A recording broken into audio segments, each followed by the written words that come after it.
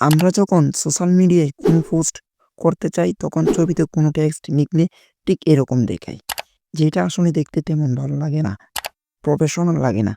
But এখন কিছু text বা কিছু ছবি দেখেন, এগুলো কিন্তু আপনারা নিজেরাই কিন্তু লিখতে পারবেন। এই ধরনের ফন্ট ইউজ করতে পারবেন, এই ধরনের টেমপ্লেট ইউজ করতে পারবেন। অর্থাৎ আপনাকে আলাদা করে কিছু লিখতে হবে না, জাস্ট আপনি টেক্সটগুলো বসিয়ে দিলেই হচ্ছে। অসাধারণ না টেমপ্লেটগুলো?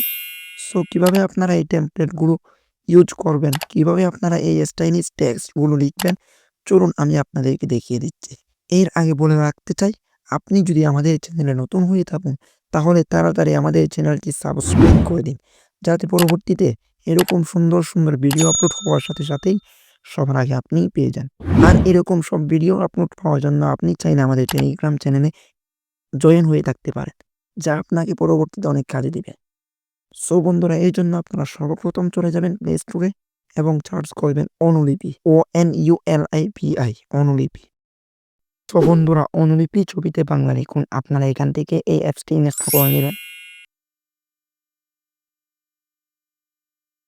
ইনস্টল হয়ে গেলে আপনারা ওপেন করে নেবেন। ওপেনে ক্লিক করার পর আপনাদের সামনে এরকম একটা ইন্টারফেস শো হবে, আপনাদের কাছে পারমিশন চাইলে এলাও করে দেবেন। এরপর এখানে দেখেন সোশ্যাল মিডিয়ায় যত রকম পোস্ট করা যায় সবকিছু কিন্তু এখানে দেওয়া আছে। আপনারা এখান থেকে আপনাদের পছন্দ মতো একটা সিলেক্ট করে নিতে পারেন। সো বন্ধুরা, এগুলো কিন্তু আমি আপনাদেরকে যদি সবগুলো কাজ করে দেখাতে চাই তাহলে ভিডিও অনেক লং হয়ে যাবে।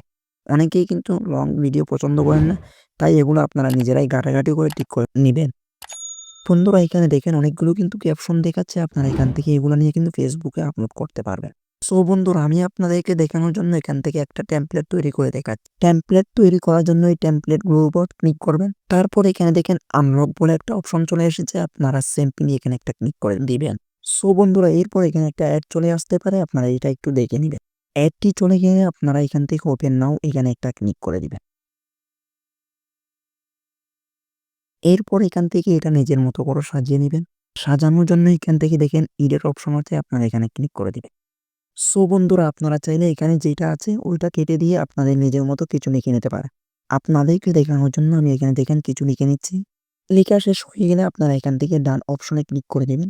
তারপর এখান থেকে টেক্সটটি আপনারা নিজের মতো করে বসিয়ে দিবেন। বন্ধুরা, এখানে আরেকটি মজার ব্যাপার হলো আপনি চাইলে আপনার গ্যালারি থেকে নিজের ছবি অ্যাড করে নিতে পারেন। নিজের ছবি অ্যাড করার জন্য নিচে দেখেন একটা প্লাস আইকন রয়েছে, আপনারা এখানে একটা ক্লিক করে দিবেন। তারপর বন্ধুরা, এখানে দেখেন বেশ কিছু অপশন চলে এসেছে, এখান থেকে অ্যাড ইমেজ বলে যে অপশনটি রয়েছে আপনারা এখানে একটা ক্লিক করে দিবেন। তারপর এখান থেকে পিক ফ্রম গ্যালারিতে ক্লিক করে দিবেন। তো বন্ধুরা, এরপর এখান থেকে আপনি ছবিটি সিলেক্ট করে নিবেন। এরপর ছবিটির উপরে একটা ক্লিক করে দিবেন। সো বন্ধুরা, এরপর এখান থেকে ডন্ট ক্রপ এখানে একটা ক্লিক করে দিবেন। এরপর ছবিটি আপনার মতো করে বসিয়ে দিবেন। এখন সবচেয়ে বড় কথা হচ্ছে আপনি এই ছবিটি কিভাবে সেভ করে গ্যালারিতে নিবেন। এই জন্য উপরে দেখেন সেভ বলে একটা অপশন রয়েছে, আপনারা এখানে ক্লিক করে দিবেন। তারপর এখান থেকে সেভ ইমেজ টু গ্যালারিতে ক্লিক করে দিবেন। তাহলে এই টেমপ্লেটটি আপনার গ্যালারিতে সেভ হয়ে যাবে। সো বন্ধুরা, ভিডিওটি দেখে যদি একটু উপকার হয় তাহলে লাইক, কমেন্ট এবং শেয়ার করে আপনার বন্ধুদেরকে দেখার সুযোগ করে দিবেন।